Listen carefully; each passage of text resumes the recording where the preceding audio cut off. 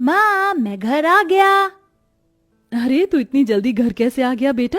School से तेरी छुट्टी तो 1 बजे होती है ना। आज महीने का आखिरी दिन था ना, इसलिए सभी बच्चों की आधी छुट्टी हो गई। माँ, मुझे जोर की प्यास लगी है, पानी दो ना। बेटा अभी अभी तू धूप में से आया है ना, पानी पिएगा तो तबीयत बिगड़ जाएगी, थोड़ी देर रुक जा।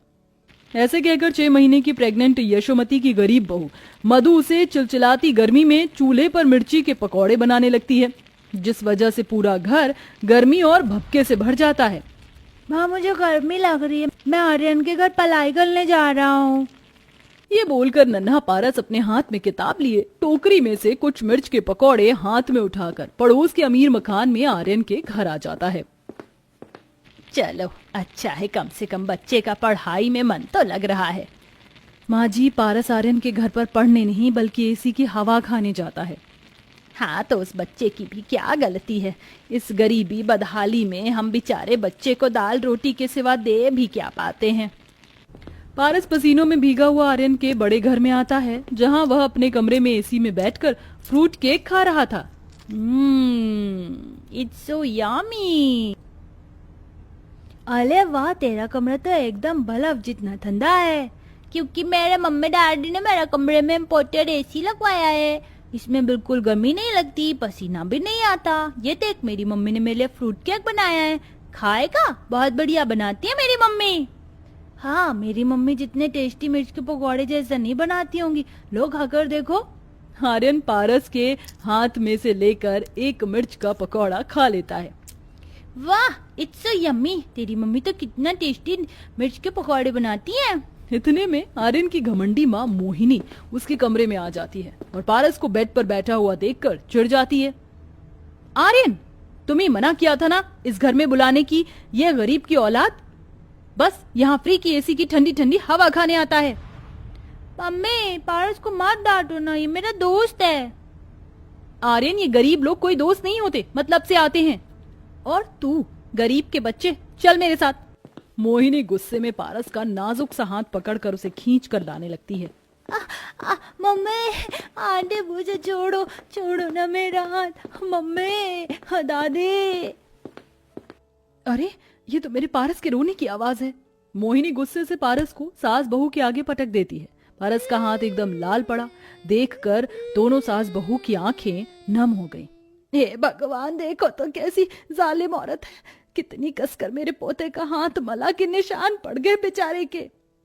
अबे ओ बुढ़िया, ज्यादा बकवास करने की जरूरत नहीं है। संभाल कर रखो अपने निकम्मे पोते को, जिसका बाप 2 कौड़ी का मजदूर हो और माँ ठेले वाली। उनके बेटे को एसी की हवा खाने का शौक नहीं पालना चाहिए। दरवाजे पर खड़ा सोमू सब सुन लेता है।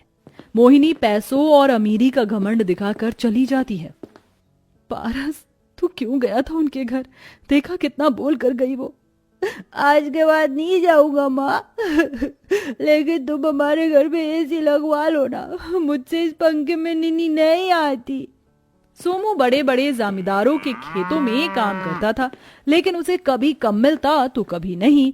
इसीलिए घर खर्च में हाथ बटाने के लिए मधु ने अपने आंगन में बहुत सारे मिर्च के पेड़ उगाए थे, जिनके वह पकौड़े बनाकर बेचती थी। लेकिन एसी लेने का सपना एक गरीब के परिवार के लिए चांद छूने जितना कठिन था।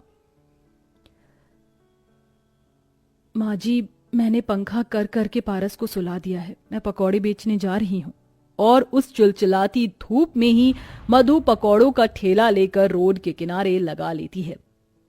पकौड़े खा लो, पकौड़े, तीखे तीखे मिर्च के पकौड़े, चटपटे भरवा मिर्च के पकौड़े, भैया 10 के 20 के। अरे ओ पकौड़े वाली, जरा 20 के मिर्च के पकौड़े देना, गर्म है ना? जी एकदम गर्म है, हरी चटनी डालकर दूं या लाल? दोनों दे दो। मधु मिर्च के पकौड़े लगाकर दे देती है, जिसे खाकर वह ग्राहक बड़ी तारीफ करती है। भाई वाह, कसम से बहना, मैं किसी से भी पकौड़े खा लूं, लेकिन तुम जितने बढ़िया मिर्च के पकौड़े कोई नहीं बनाता। अलग ही स्वाद होता है। क्या डालती हो? मैंने अपने आंगन में ही ढेर सारी मिर्च के पौधे लगा रखे हैं, बस रोज ताजे मिर्च तोड़कर ही बनाती हूँ पकौड़े। तभी तो स्वाद है, लेकिन इतनी चिलचिलाती धूप और गर्मी में ठेले पर खाने में पसीने छूट जाते हैं और तुम तो फिर भी पेट से हो, तो तुम बाजार में एक किराए पर दुकान क्यों नहीं लेती? तुम्हारे मिर्च के पकौड़े अच्छे खासे चलेंगे और एक एसी भी लगवा लेना। ये सुनते ही मधु का दिल गरीबी को सोचकर उदास हो जाता है। मैडम जी, 2 पैसे ज्यादा कौन नहीं कमाना चाहता, लेकिन उसके लिए अच्छी जमा पूंजी भी होनी चाहिए, जो मेरे पास नहीं, और अभी इतनी खास कमाई भी नहीं।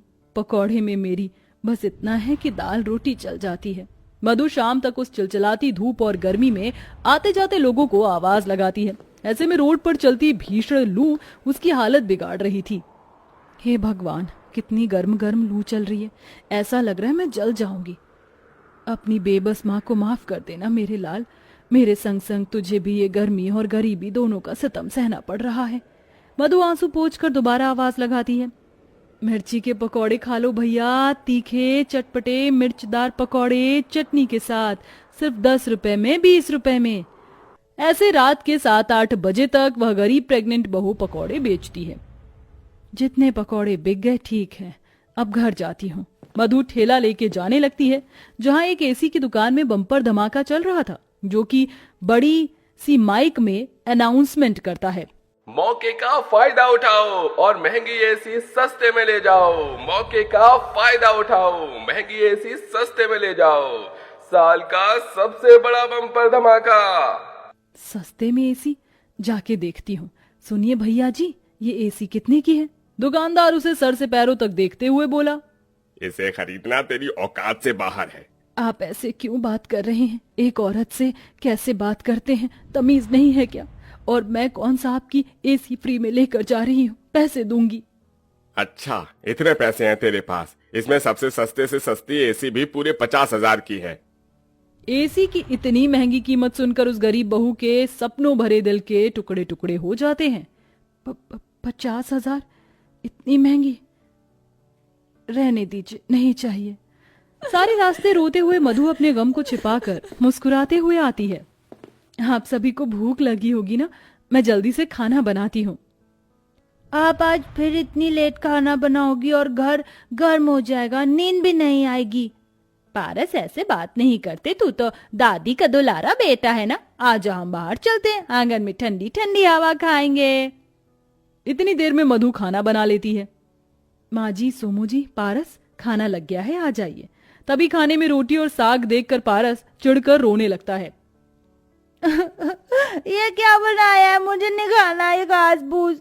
कम से कम मेरे लिए दही या लस्सी मंगा देती, ठंडी एसी भी नहीं लाते। देखो कितनी गर्मी है घर में। अच्छा रुक, पिताजी अभी अपने प्यारे पारस को ठंडी ठंडी हवा खिलाएंगे। सोमू दोनों खिड़की खोल देता है, लेकिन मई जून का महीना होने की वजह से शाम के 7-8 बजे भी लू जितनी गर्म हवाएं चल रही थी। आप भी खाओ ये गर्म हवा, मुझे बुद्धू मत बनाओ। पारस रोते धोते मुंह फुलाकर सो जाता है। इधर हर दिन के साथ गर्मी अपनी चरम सीमा पर पड़ जाती है और उन गरीबों की नींदें हराम कर देती है। इसके बाद भी गरीब बहू रोज धूप में जल मर कर मिर्ची के पकौड़े बेचने जाया करती, ताकि वह अपने घर के लिए एक एसी खरीद सके। पारस इतनी भीषण गर्मी बर्दाश्त नहीं कर पाता और बीमार पड़ जाता है और उसके पूरे हाथ और पैरों में गर्मी से बड़े बड़े दाने निकल आते हैं। ये राम, पता नहीं क्या हो गया है मेरे पोते को। हम गरीबों की किस्मत में ही मर मर कर जीना क्यों लिखा है। डॉक्टर साहब, क्या हुआ है मेरे बच्चे को? देखिए, गर्मी की वजह से बच्चे के शरीर में महामारी निकल गई है। इसे ठंडी हवा में रखना होगा, वरना हालत और बिगड़ जाएगी।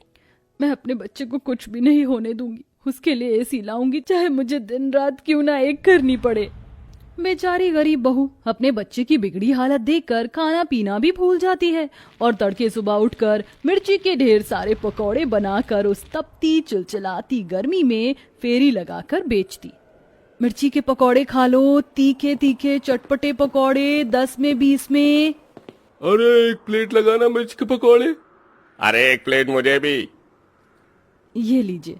एक ही हफ्ते में वो कुछ पैसे इकट्ठा करके बाकी की किश्त में एक एसी घर में लगवा लेती है, जिसे देखकर बिस्तर पर पड़ा पारस खुशी से उछल पड़ता है।